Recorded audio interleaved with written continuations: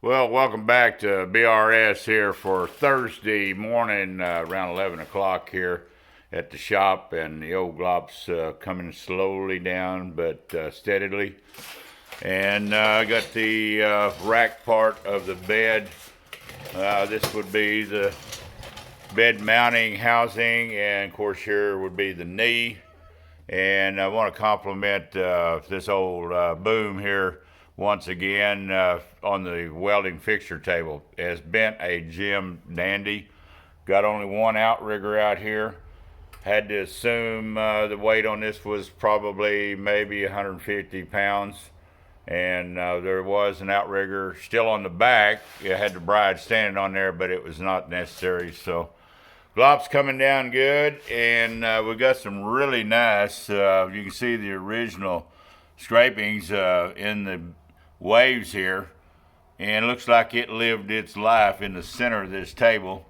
But she's going to be cleaned up really good and get off the knee, and then degrease, and then start with the needle file, not filer, needle file. I'm the filer. But anyhow, thanks to Mr. Pepper, our neighbor, and it should work fine. I hadn't had time to service it, but I think she's going to be good.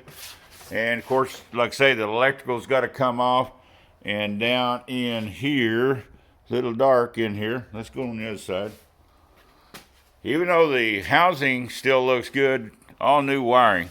Going to keep the original routing though. This is out of the way.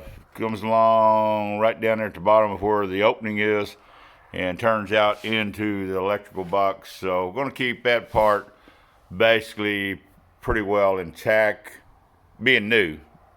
Now the drum switch that's on here probably will not use, but I may retrofit for the variable frequency drive to keep originality, since it does still function and work. And once you clean it all up, have several older drum switches from different machines. So anybody needing a drum switch in large capacity for 3-phase 440, get a hold of me on my email and a few of the other videos back on the glop and before. But it's coming along really nice, and this will be part 9, maybe a second part to 9 today when this is all off. And did manage after yesterday get the pallet shims out from under, setting down on the floor.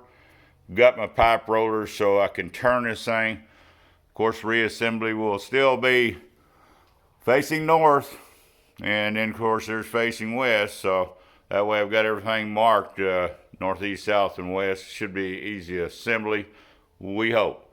Bears Rod Shop, blessed everybody for Christmas and New Year's holidays, and we'll be back. Thanks to all my viewers and subscribers for the last couple of years, actually 2.5 years. So we sure appreciate it, and please keep the comments coming and share with neighbors and friends. We would sure love to grow and get 1,000 one day, but we'll get there hopefully with the help of other creators.